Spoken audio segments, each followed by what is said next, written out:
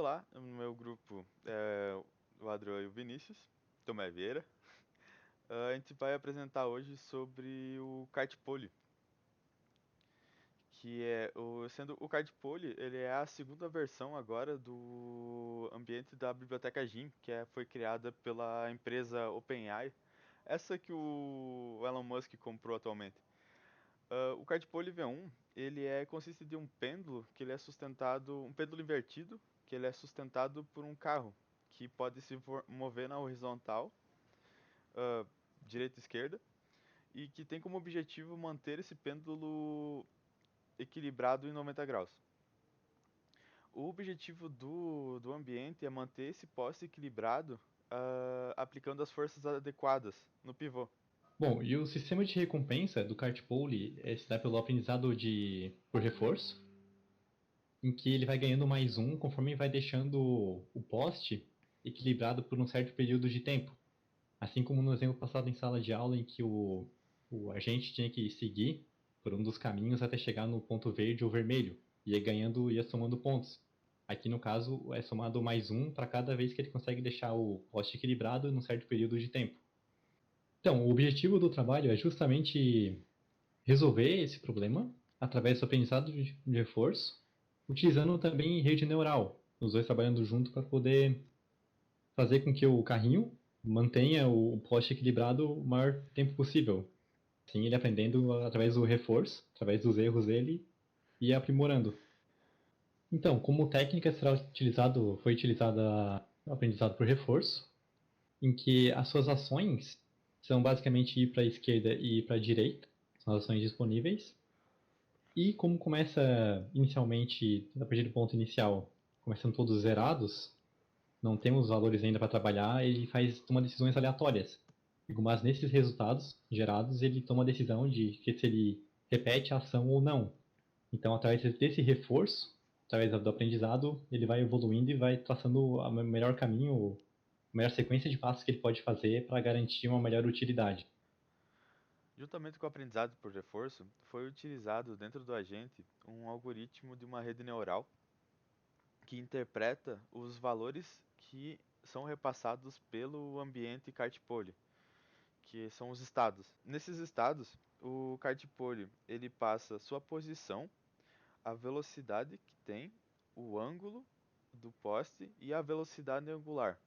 Isso tudo é interpretado pelas camadas de input, as camadas de entrada da rede neural, e são repassadas para as camadas internas, e assim são repassadas para a camada de output, com o resultado sendo ou indo para a direita ou indo para a esquerda. A modelagem utilizada para esse trabalho foi a união entre os dois modelos, o de aprendizagem por reforço e a rede neural. Bom, o ambiente ele retorna sempre um estado ou uma recompensa para o agente, ou ambos ao mesmo tempo. E dessa forma, o agente ele interpreta ele interpreta o estado utilizando os 24 neurônios de entrada, que são divididos em quatro dimensões de entrada, basicamente. Que a partir disso, ele é levado para a camada oculta, que são 48 neurônios, e depois que interpretam essas informações, e, de, e depois que eles levam essas informações para a camada de saída, que são os dois neurônios que interpretam se o carinho vai para a direita ou para a esquerda a cada ação, retornando ela ao ambiente. E assim fechando o ciclo. Bom, para esse trabalho foram utilizadas três bibliotecas principais. A primeira delas é o próprio Jim, que é o ambiente da OpenAI, o TensorFlow, que é usado para algoritmos de aprendizado por reforço, e o Keras, que é um ambiente, uma biblioteca do Google para desenvolvimento de redes neurais. Bom, para início do projeto foram delimitados alguns parâmetros de treinamento e alguns parâmetros do ambiente que são necessários para o decorrer do projeto. Bom, os primeiros ali é o número de episódios, que é o número máximo de episódios que ele pode gerar. O número de ticks ali, N-win ticks, é o número como se fosse o número máximo, é a pontuação máxima. A partir dali, quer dizer que o algoritmo venceu, que ele conseguiu manter o poste equilibrado por 200 ticks. Já o gama é o fator de desconto do reward, da recompensa que o agente recebe. O Y é o fator de exploração, é o quão aleatório vão ser as escolhas dele. E como percebe-se ali que o Y mínimo é 0.01 e o Y decay, nesse caso, é 0,995. Ou seja, a cada novo episódio, a cada chamada de método que tem a ver com o decaimento de Y, vão ser descontados 0,5% de Y. Ou seja, a cada novo episódio, a taxa de exploração, o quão aleatório vão ser as escolhas dele, vai ser menor. Ou seja, favorecendo o aprendizado. Porque no início, como a gente não conhece nada, é muito bom que ele consiga dar tiros para todos os lados, que seja. Porque ele consegue adquirir mais conhecimento no de início. O alpha, que é a taxa de aprendizado, e o alpha decay, são parâmetros utilizados pelo Keras, que por sua vez o alpha é a taxa de aprendizado, o quão importante vai ser os, os resultados anteriores para os resultados futuros. Ou seja, tipo, o quão importante são as coisas que aconteceram anteriormente para a minha decisão agora, por exemplo. Já o alpha decay é o quanto essa taxa vai variar conforme passam os episódios. Nesse caso, no Keras, tá como alpha decay, mas o Keras utiliza isso para aumentar a taxa de aprendizado. Já o bet size é o quanto que eu vou verificar na minha memória, a quantidade de episódios anteriores que eu vou verificar na minha memória, que eu vou levar em consideração para tomar minha decisão atual. Uh, Ali o monitor e o quiet são variáveis booleanas que utilizam dentro dos algoritmos, por exemplo, do Keras e lá embaixo na criação no replay, vai ser explicado depois. O memory é o tamanho da memória que eu tenho. Quantos episódios eu posso guardar. Eu botei um valor bem alto porque eu não sabia quantos eu ia usar ainda. Uh, o env, ali eu vou criar o meu ambiente. Ou seja, eu vou dar um gin make cardpool v1. Que a partir dessa interface do gin, ele vai criar tudo para mim, todos os assets, tudo prontinho só para rodar o meu código em cima dele. Para a construção dela, a gente leu alguns artigos e também algumas issues do GitHub que demonstravam usos de diversos algoritmos para utilização do cartpolho. Umas, umas que mais chamaram a atenção foi a criação de uma rede neural utilizando o Keras, que ele utilizava como um modelo sequencial, que ele basicamente ele cria uma DNN, uma Deep Neural Network, que é uma rede neural de mais de duas camadas. Por exemplo, aqui, a primeira linha ela está criando a camada de input, que é uma camada com 24 neurônios, só que com uma dimensão de input, uma dimensão de entrada de 4 termos, e uma ativação Hello. Na segunda linha, ele cria uma camada oculta com 48 neurônios, também com uma ativação Relo. E na terceira linha, ele cria a camada de output com 2 neurônios com ativação Relo. Essa função de ativação, ela é a função ativação Relo, ela é uma função de ativação que ela pega somente quando os valores são positivos. Ela só se ativa quando os valores são positivos. Dando a isso que faz com que os neurônios, por exemplo, só se ativem quando o resultado, o ganho, é positivo.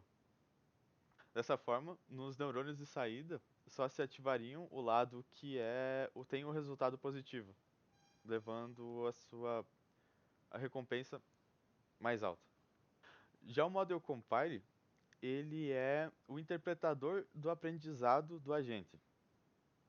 que ele é utilizado para ver o quão importante é os resultados anteriores. Tanto é que ele leva em consideração o otimizador, que é o Adam, que leva em consideração a taxa de aprendizado, que é o alpha e o alpha decay. Bom, aqui tem a gente tem a função run, que ela dá o início ao código.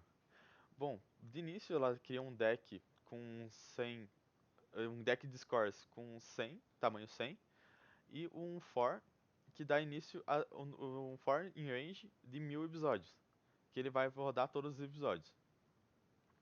Esse preprocess state, ele reseta o ambiente, ou seja, ele faz com que o ambiente entregue um estado novo e a partir disso ele entra dentro de um while, vai começar a rodar esse ambiente. Bom, a primeira ação ela é escolhida com base no estado que eu recebo do ambiente e na taxa de exploração, fazendo com que essa ação seja a primeira, pelo menos, seja totalmente aleatória.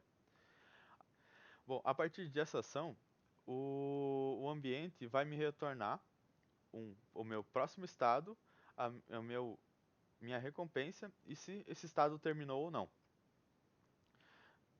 A partir desse env render, ele vai renderizar o ambiente na tela. Após o ambiente ser renderizado, o preprocess state ele organiza as informações vindas do GIM e o remember ele grava na memória todos o estado, a ação realizada, o prêmio que o algoritmo ganhou, o próximo estado e se está pronto ou não. E o próximo estado se torna o estado atual. E assim sucessivamente até o Doni estar completo. No caso, ou o carinho encostar em uma das beiradas ou o poste cair. A partir disso, é, ali são executados alguns cálculos de pontuação e ver se a pontuação foi atingida ou não. Após isso é chamado a função replay. Bom, na função replay, ele faz o que?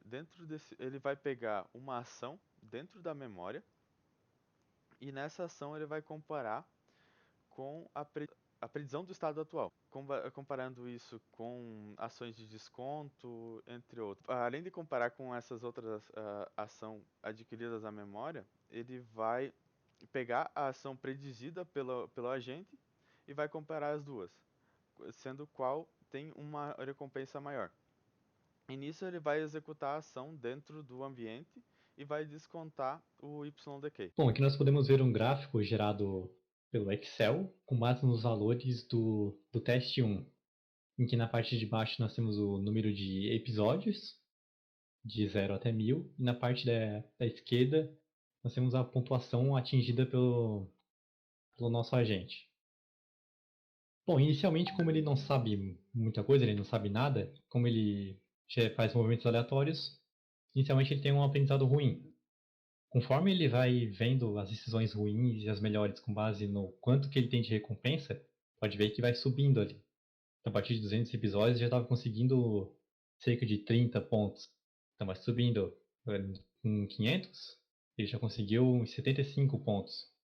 E assim foi até chegar perto do episódio 900, onde ele atingiu a marca de 200 pontos, que era o objetivo inicial, foi traçado para esse trabalho, assim provando que a aprendizagem por reforço é realmente efetiva. Então, através do histórico dele, como se fosse um histórico de jogatina, histórico de testes, nós podemos verificar que ele vai escolhendo os melhores caminhos, ele vai vendo as melhores ações, a melhor política para ele, para executar essas ações e ter melhor desempenho. Então, ali, a partir do 800 até 900, ele praticamente achou o melhor caminho, foi repetindo e polindo, aprimorando, até chegar no valor desejado, que seria a pontuação de 200. Para a demonstração de outros testes que a gente fez, aqui foi alterado a taxa de aprendizado, o alfa, no caso. Isso fez com que o agente não levasse em consideração o aprendizado anterior e fez com que ele estagnasse em uma média de pontuação que ficasse abaixo dos 30%, de 30 pontos. E isso acabou fazendo com que o agente não evoluísse. Já no terceiro teste, foi levado em consideração ah, um decaimento de exploração de 0,998, que no caso seriam 0,2%. Esse decaimento, sendo ele muito baixo, fez com que, mesmo nos episódios finais, o agente tomasse muitas decisões aleatórias, o que dá para se perceber que existe uma grande irregularidade na média das pontuações, e, levando até no final da execução, percebe-se que ele ainda escolhe caminhos aleatórios, ou seja, como ele começou a decair no final. E quando passou dos 1000 episódios, ele não conseguiu completar a prova.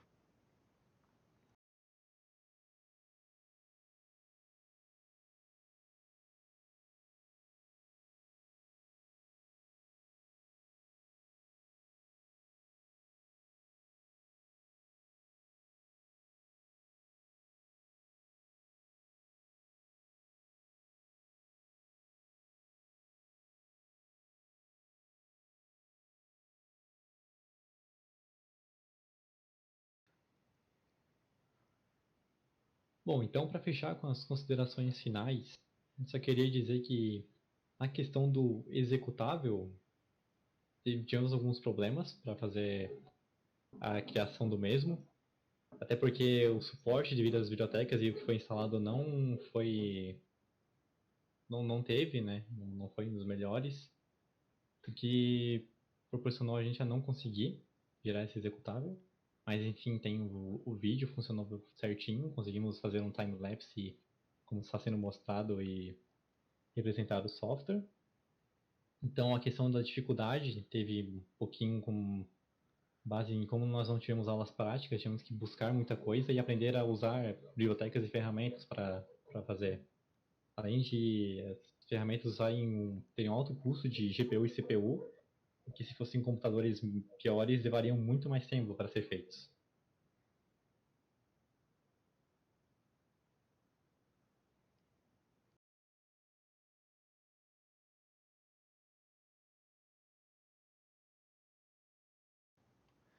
Outra dificuldade encontrada foi o uso da linguagem, que mesmo assim eu acho que os dois não tinham conhecimento prévio, e também a criação do ambiente, que de início foi bem complicado. Outra coisa foi também, além da configuração do ambiente, a configuração do próprio computador. Tanto é que a gente executou os testes no meu computador e ele não tinha, não consegui, eu não consegui rodar ele com o acelerador da GPU, o CUDA, né, da Nvidia. Isso fez com que os testes demorassem muito, cerca de 4 horas por teste.